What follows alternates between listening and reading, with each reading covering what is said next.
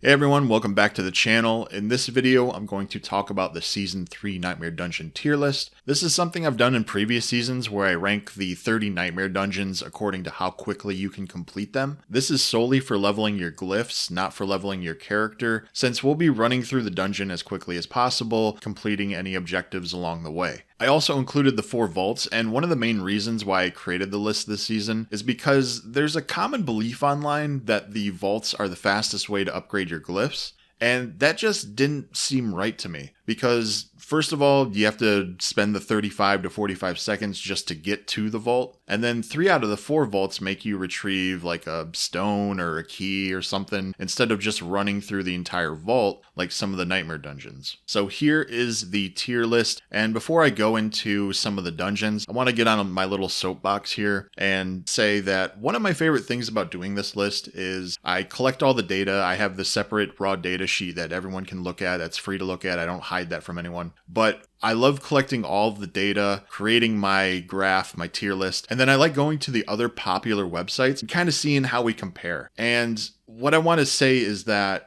be careful of what websites you're trusting, because a lot of the time when I'm doing this, I'm like, okay, well, I know that I'm confident in my work. Like I have over 100 runs. I've done each dungeon at least 3 times, most of them 4 times, some of them even 5 times. But when I see other popular websites with the vaults or Ulder's Cave being S or A tier, there's some major dishonesty going on around here. If we go back to Season 1, I have all my graphs from Season 1, Season 2. Ulder's Cave was clearly the best leveling dungeon in the game at the time, no doubt about that. But it was also one of the fastest clearing dungeons as well. So what I'm thinking is happening is that these websites are just taking data from previous seasons and then just appending it to the Season 3 tier list. That's just not good, because builds are different. You're using a different character for that list. After Season 1 came out, Blizzard redesigned the dungeon layout structure. So a lot of what you're seeing here on the Season 1 tier list isn't even accurate anymore. It's not good information, not good data. So when I'm seeing that the vaults are S tier, A tier for clearing, not for leveling, for glyph clearing, and Ulder's Cave is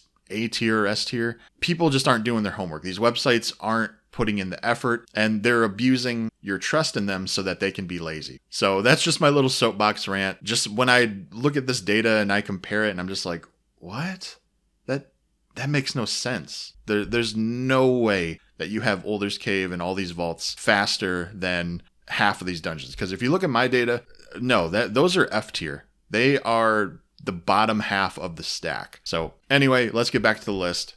So here's a list, and with no surprise to anyone who ran Nightmare Dungeons last season, Goa Ruins is still the GOAT. Goat Ruins at 66 seconds. Next on the list is Comdor Temple. It's just one big room where you have to slay 3 different priests, and then you run straight to the boss. A lot of the dungeons where you're just running straight to the boss, or you're just completing one objective and then running to the boss, are going to be towards the top of the list here.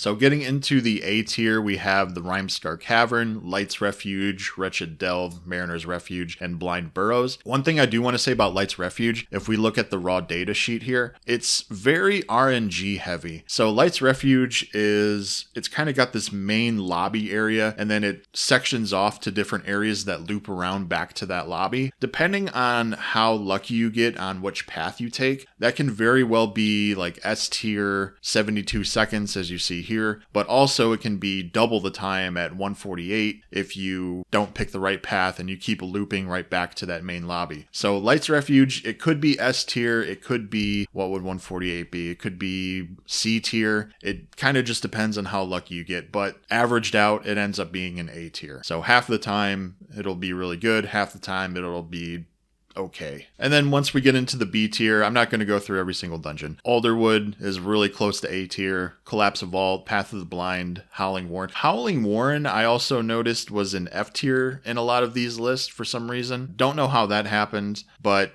that's a B tier for me. And then starting at the top of C is going to be the Vault of Cinders. Vault of Cinders is the one of the 4 that I mentioned earlier, where you don't have to get a key or a stone or something, and you can just run to the end of the vault. So if I'm looking at this list, what I would do is clearly S, A tier. B tier if you don't have any S or A's, but I would just salvage anything C or under. So anything from Vault of Sinners to below that, I would just salvage. I would just focus on the S, A, and Bs. But this was it. This was the whole list, so I'll have my Google Sheets link in the description. You can take a look at that. It also comes with the raw data tab or raw data sheet, so you can look at that. That's one thing I pride myself on, is that I record all my data and then I'm not afraid to share it with the community. One thing that the other websites do is they don't share this data. It's more like kind of just trust me, bro. Or if they even do share the data, they'll run a dungeon 1 or 2 times. And like I said, I don't think that's honest. I'll stop rambling. Enjoy the tier list. Hopefully it's helpful.